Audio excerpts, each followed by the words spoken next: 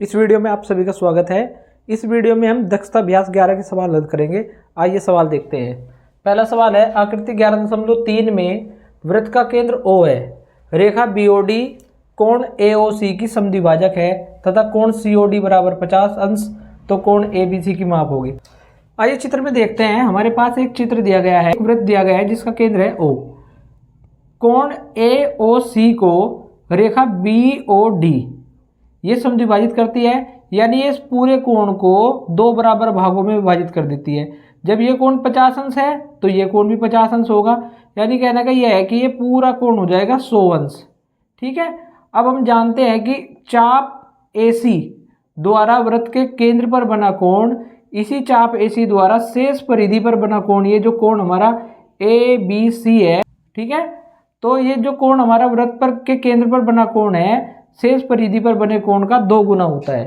ठीक है, या आप इस प्रकार से कह लें कि शेष परिधि पर बना कोण वृत्त के केंद्र पर बने कोण का आधा होता है। तो हम कह देंगे कोण ABC बराबर हो जाएगा कोण AOC बटे 2, और AOC हमारा दिया हुआ है, कितना आया है AOC, ये 100 आया है।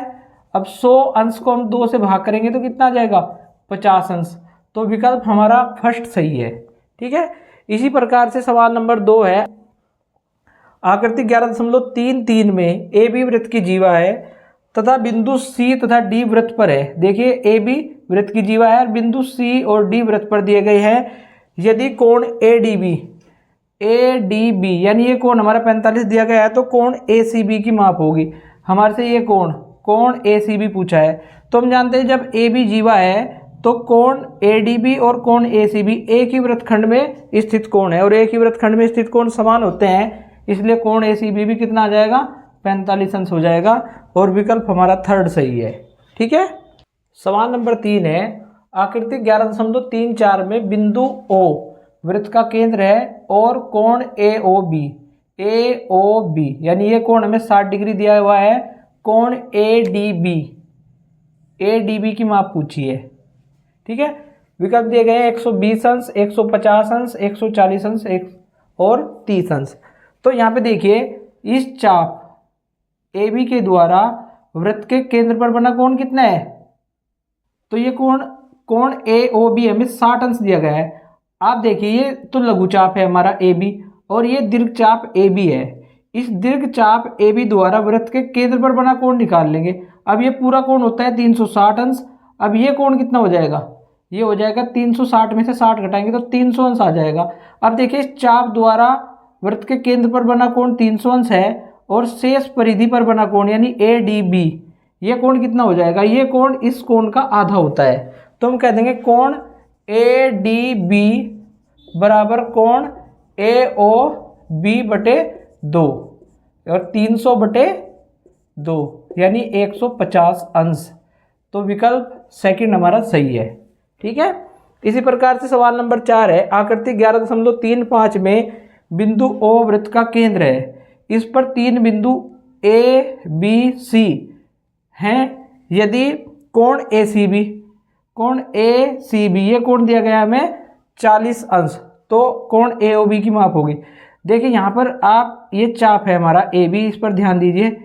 इसी चाप द्वारा शेष परिधि पर बना कोण 40 अंश है, तो इस चाप द्वारा केंद्र पर बना कोण कितना होगा, ये होगा 2 गुना 40, क्योंकि केंद्र पर बना कोण किसी चाप द्वारा केंद्र पर बना कोण उसी चाप द्वारा शेष परिधि पर बने कोण का 2 गुना होता है। तो ये हमारा आ जाएगा विकल्प फोर्थ, 80 अंश। ठीक है।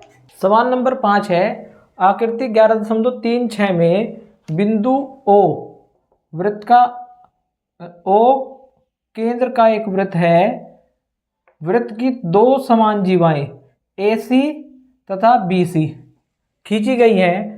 कोण ABC का मान ज्ञात कीजिए।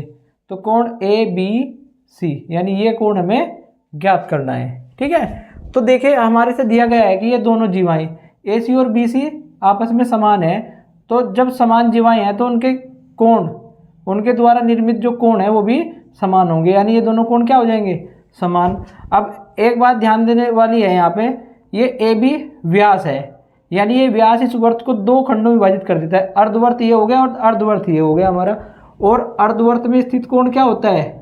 समकोण, हमने पढ़ा हुआ है। तो हम कह देंगे चूंकि कोण ACB बराबर 90 डिग्री, क्यों है 90 डिग्री? यहाँ पे लिख देंगे अर्धवृत्त का कोण है, तथा अब इन दोनों कोणों को समान दिखा देंगे कैसे? CAB तथा ABC, कोण CAB बराबर कोण ABC बराबर x मान लिया हमने, समान जीवाओं द्वारा बने कोण है। ठीक है, अब हमें कोण ABC का मान ज्ञात करना है। तो हम जानते हैं कि त्रिभुज के तीनों कोणों का योग कितना होता है? 180। तो हम कह देंगे यहाँ पे कोण CAB प्लस कोण ABC और प्लस कोण ACB बराबर 180। अब CAB और ABC हमारा x है और ACB 90 है, बराबर 180 अंश के। तो यहाँ से 2x प्लस 90 ये बराबर आ गया 180 अंश के। इस 90 को उधर भेज देंगे, 180 में से 90 घटा देंगे तो कितना आ जाएगा? 90 आ जाएगा। और यहाँ से x का मान ये आ जाएगा हमारा 90/2, यानी ये 45 आ गया। ये दोनों कोण हमारे 45 डिग्री के हैं, इसलिए हम कह देंगे कोण ABC बराबर 45 अंश। ये हमारा आंसर आ जाएगा। ठीक है, अब सवाल नंबर 6 देखते हैं। निम्नांकित वृत्तों में प्रत्येक का केंद्र O है, प्रत्येक में x का मान ज्ञात करना है। सबसे पहले चित्र देखिए, O केंद्र का एक वृत्त है जिसमें ये चाप AB, इस चाप AB द्वारा शेष परिधि पर बना कोण 40 अंश है, यानी कोण ACB बराबर 40 अंश है। और कोण AOB, यानी हमें ये कोण x दिया हुआ है, इसका मान ज्ञात करना है हमें। तो कोण AOB बराबर होता है 2 गुना कोण ACB, और AOB है x, यानी किसी चाप द्वारा वृत्त के केंद्र पर बना कोण शेष परिधि पर बने कोण का 2 गुना होता है। तो x का मान आ जाएगा 80 अंश। ये हमारा आंसर आ जाएगा। इसी प्रकार से इसका उल्टा है, जस्ट देखिए, किसी चाप AB द्वारा वृत्त के केंद्र पर बना कोण 105 है और शेष परिधि पर बना कोण x है। तो ये x हमारा हो जाएगा कोण AOB के बटे 2, यानी 105/2, ये इसका आधा होगा। और 105/2 का आधा क्या हो गया? 52.5 डिग्री, या 52 सही 1/2 डिग्री। ये हमारा आंसर आ जाएगा। ठीक है, इसी प्रकार से सवाल नंबर 3 है। देखिए, इस चाप AB द्वारा वृत्त के केंद्र पर बना कोण, यानी कोण AOB 70 अंश है, और इसी चाप द्वारा शेष परिधि पर बना कोण x हमें ज्ञात करना है। तो x भी 70 का आधा हो जाएगा, 70/2, क्योंकि शेष परिधि पर बना कोण केंद्र पर बने कोण का आधा होता है। तो 70 को 2 से भाग करेंगे, आ जाएगा 35 डिग्री। ये हमारा आंसर आ जाएगा। ठीक है, सवाल नंबर 7 है। वृत्त की एक जीवा की लंबाई उसकी त्रिज्या के बराबर है, इस जीवा द्वारा लघुवृत्त खंड पर अंतरित कोण ज्ञात कीजिए। तो इस सवाल को कैसे हल करेंगे? देखिए, एक वृत्त खींच लेते हैं हम, और हमने एक जीवा ले ली है, वृत्त की जीवा AB। ठीक है, O वृत्त का केंद्र है, और ये त्रिज्या खींच दी हमने OA और OB। अब सवाल में कह रहा है कि एक जीवा की लंबाई उसकी त्रिज्या के बराबर है, यानी ये तीनों भुजाएं बराबर होगी, OA, AB और OB। तो ये एक समबाहु त्रिभुज बन गया, और समबाहु त्रिभुज का प्रत्येक कोण कितना होता है? 60 डिग्री। ठीक है, ये तीनों कोण हो जाएंगे 60 डिग्री। अब इस जीवा द्वारा लघुवृत्त खंड पर अंतरित कोण ज्ञात कीजिए। तो देखिए भाई, अब ये लघुवृत्त खंड है, या मान लिया यहाँ पे कोई बिंदु ले लिया हमने D। देखिए, ये AB इस वृत्त को 2 भागों में बांटती है। एक तो ये भाग, छोटे वाला भाग हो गया लघुवृत्त खंड, और ये जो बड़े वाला भाग है ये हो गया हमारा दीर्घवृत्त खंड। अब इस जीवा द्वारा लघुवृत्त खंड पर अंतरित कोण ज्ञात करना है। तो लघुवृत्त खंड पर अंतरित कोण ज्ञात करने के लिए हम लघुवृत्त खंड में एक बिंदु ले लेते हैं D।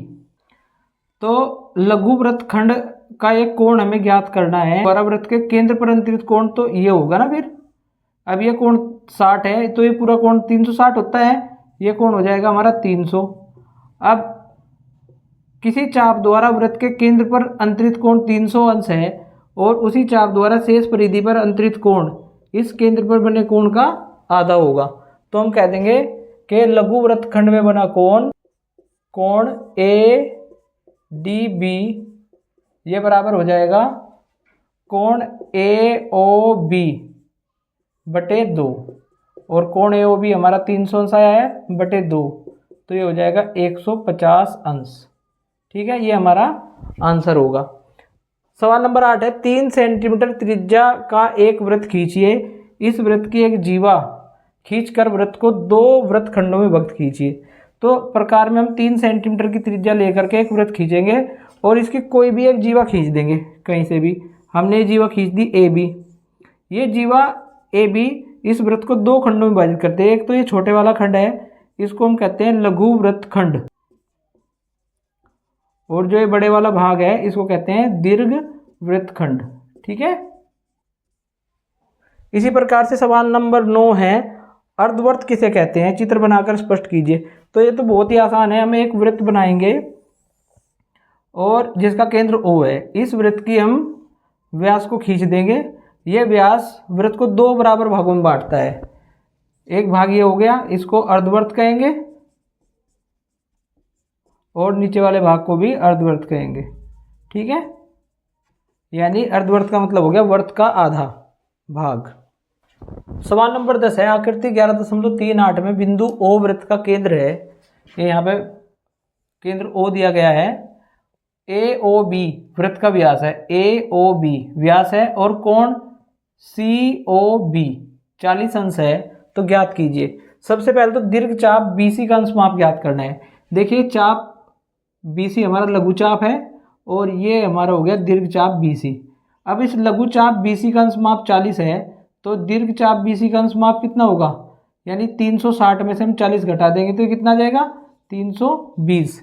तो लघु दीर्घ चाप BC का अंश माप हो जाएगा 320 अंश। इसी प्रकार से दीर्घ चाप AC का अंश माप पूछा है। अब देखिए ये हमारा लघु चाप AC हो गया और लघु चाप AC, और ठीक है, और दीर्घ ये लघु चाप AC है और दीर्घ चाप AC का अंश माप पूछा है। सबसे पहले तो लघु चाप AC का अंश माप ज्ञात करते हैं। कोण 40 अंश है। अब हमें पता है कि ये पूरा कोण कितना होता है, ये पूरा कोण होगा सरल कोण 180 अंश, यानी इस लघु चाप AC का अंश माप कितना आ जाएगा 180 माइनस 40, तो 140 हो गया।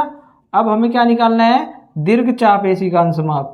ठीक है, अब दीर्घ चाप AC का अंश माप के लिए ये पूरा कोण कितना होगा भाई, ये 360 होगा। इस 360 में से हम 140 घटा देंगे, कितना आ जाएगा 360 अंश माइनस 140 अंश, तो ये आ गया हमारा 220 अंश। ये हमारा आंसर हो जाएगा।